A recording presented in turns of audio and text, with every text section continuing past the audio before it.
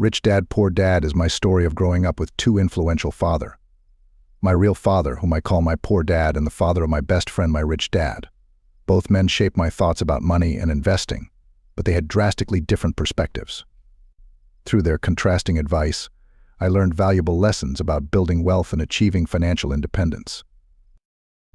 My poor dad was a highly educated man with a PhD. He always emphasized the importance of getting a good education, securing a stable job, and working hard. Despite his academic success, he struggled financially and lived paycheck to paycheck. On the other hand, my rich dad, who never finished the 8th grade, became one of the richest men in Hawaii. He taught me to think differently about money and work. Rich Dad always said, "The poor and the middle class work for money. The rich have money work for them." This fundamental difference in mindset shaped my financial philosophy and set me on the path to financial freedom.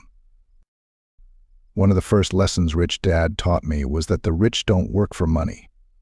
Instead, they make money work for them. When I was 9 years old, Rich Dad had me and his son Mike work in his store for free. Through this experience, he wanted us to learn the importance of entrepreneurship and creating value. While my poor dad encouraged me to find a secure job, Rich Dad taught me to seek opportunities and build businesses.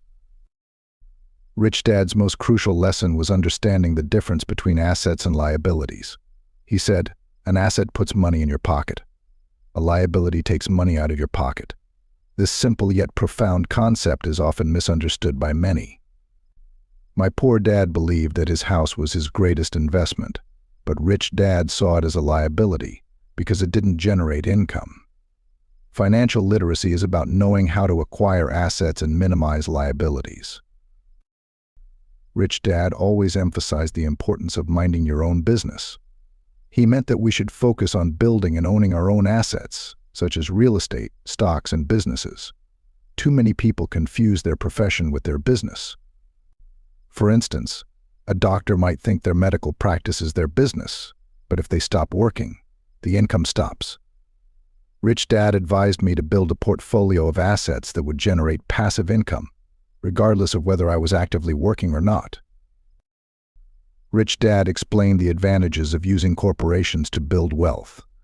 He taught me how the rich use corporations to protect and grow their wealth, benefiting from tax advantages and legal protections. He said, "The rich understand the power of corporations and the tax code. They use it to their advantage, while the poor and middle class pay taxes first and spend what is left." This lesson opened my eyes to the strategic use of business structures to minimize tax liabilities. Rich Dad encouraged me to be entrepreneurial and to find opportunities where others see obstacles. He believed that financial success often comes from creativity and risk-taking.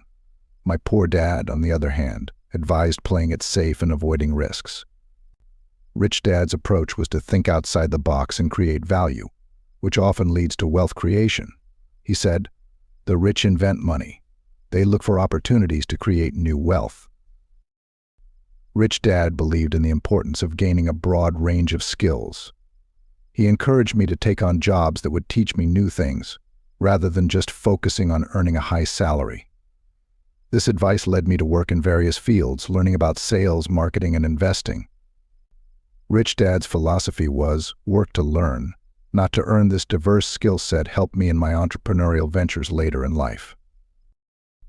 Throughout my journey, Rich Dad taught me to overcome common obstacles to financial success, such as fear, cynicism, laziness, bad habits, and arrogance.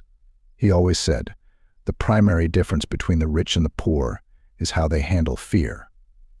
He encouraged me to face my fears and learn from failures, as this is crucial for achieving financial independence. Throughout my journey, Rich Dad taught me to overcome common obstacles to financial success, such as fear, cynicism, laziness, bad habits, and arrogance.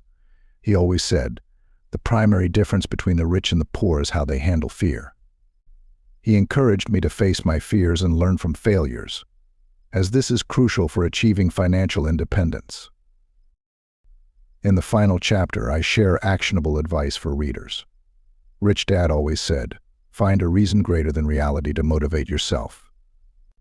He suggested making daily choices that align with financial goals, choosing friends carefully, mastering a formula, and then learning a new one, paying yourself first, and giving generously.